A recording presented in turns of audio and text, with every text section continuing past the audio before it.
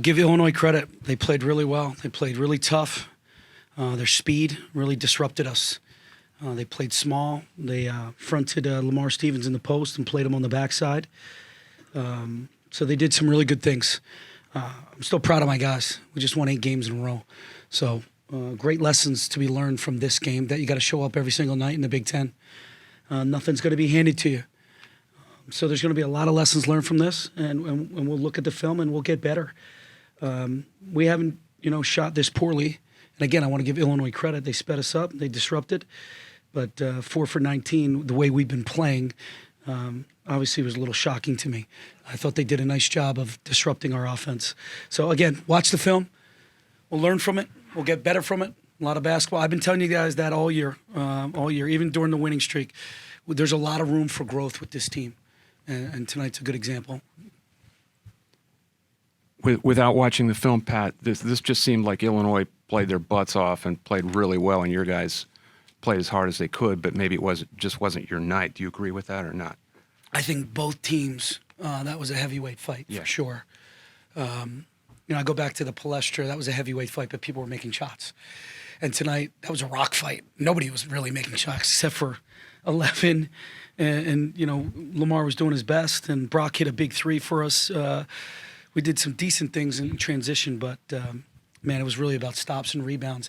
And the thing I like that we can grow from is we're not letting missing shots dictate our effort. We continue to play hard. So that's a good sign for me. If I may, the depth, you've had such an advantage in depth for so long now. Do you feel like missing Myron might be taking some effect now? I do. I don't want to use that as an excuse because Illinois played so well, and Brad did such a great job. But it definitely is. You can see it's wearing on us a little bit. What's his diagnosis? Does he have one? I just want to make mono or what is it? I just want to make sure he's as healthy as possible before he puts the uniform on again. Yeah, but people are like crazy wanting to know what the hell it is. It's not. It's normal. There's flu. rules and laws that I have to follow. All right. Thank you, Dave. No, it's fine. Pat, what did you learn? You talked about it being a heavyweight fight. And what did you and the team learn from that Iowa game way back when that you can take out of losing a game here and maybe not having the same thing happen? You just got to show up every single night. I mean, the answer is real simple, Mark. I mean, you come to practice, you compete, you get better, and we have to do that. I thought defensively we did some really good things. Really good things. And it's unfortunate we gave up a rebound because for the most part, they've been getting 16, 14, 15 offensive rebounds against every other opponent. And we only gave up, 10. So there's a bright spot for sure. But the 10th one was massive. Massive. And so we'll watch a lot of this and see where we can get better on the defensive end and rebounding. But then I don't know if we executed at an A level. I felt like in certain situations, Michigan State, Purdue, again, everything looks good when you're making shots. But I still think we could have executed a little bit better tonight. What did they review there at the end when it came down with the offensive rebound? It looked like they were... Shot clock. Did the shot clock? Yeah.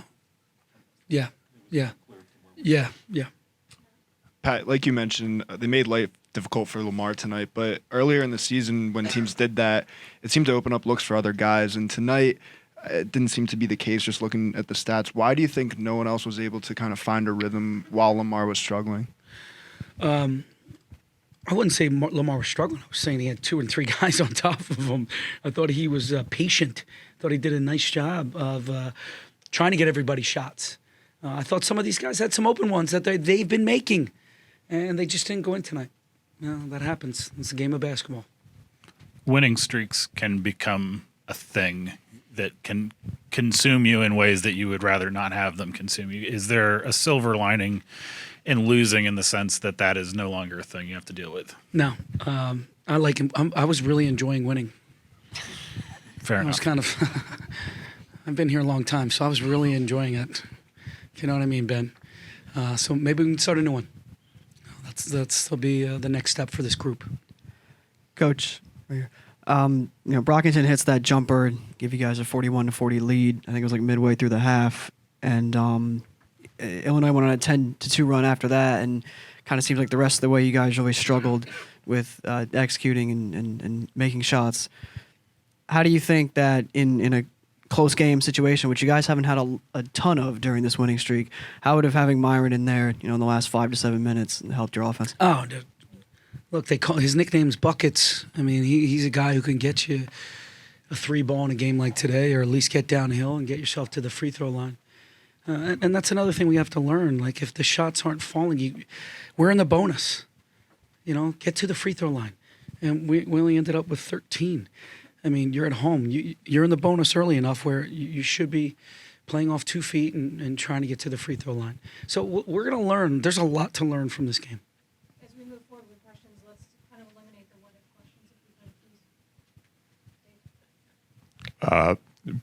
Pat, I think there was after the offensive rebound Yeah, I got you. there late, I think there was about a 10-second difference in the shot clock and game clock. Can you kind of take us through your decision-making process to play we didn't want defense to foul there? there. We thought 9 seconds to get the ball back was enough time for us to take it into overtime or win the game.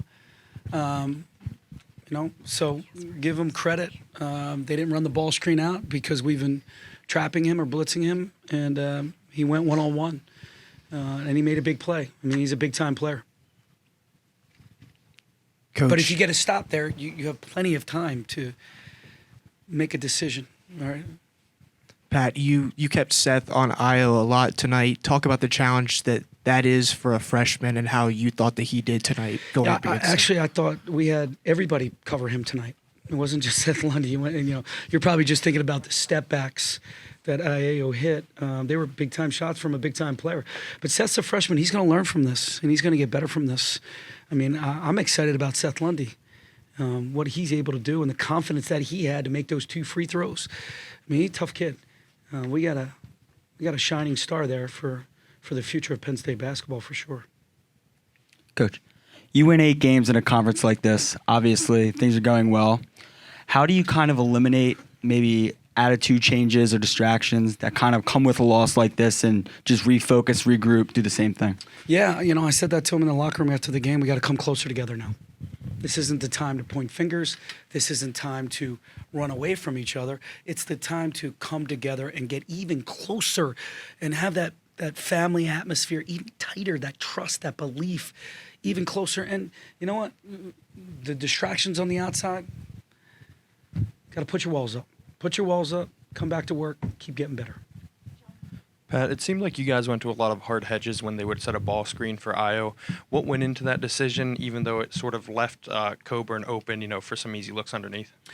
Yeah, I mean, their ball screens were hurting us. He had 24 points. We had to stop him somehow. And he only made 1 3. He was living in the paint. So we had to do anything we could, and then we had to rotate behind it. And for Mike and John, they had to sprint back and try to defend the best they could. So he made some good decisions out of the ball screen. Maybe we were too high, certain situations. Towards the end, I was definitely trying to trap him to get the ball out of his hands and let somebody else beat us. Pat, how did you feel, going into that last 9 minutes of the first half with Lamar on the bench? But what do you kind of make of just the way that different guys stepped up to keep you guys in the game, to have in position, to keep it close going in the second half? So I was encouraged to be only down 4 with Lamar on the bench for 9 minutes. I was very encouraged. I thought the guys hung in there. I thought they played well. I thought we got some stops. We got some rebounds. I thought we did some really good things.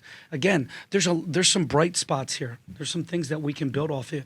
But when he's on the bench like that and our guys are able to go toe-to-toe still, I mean, bright future for sure. Thank you.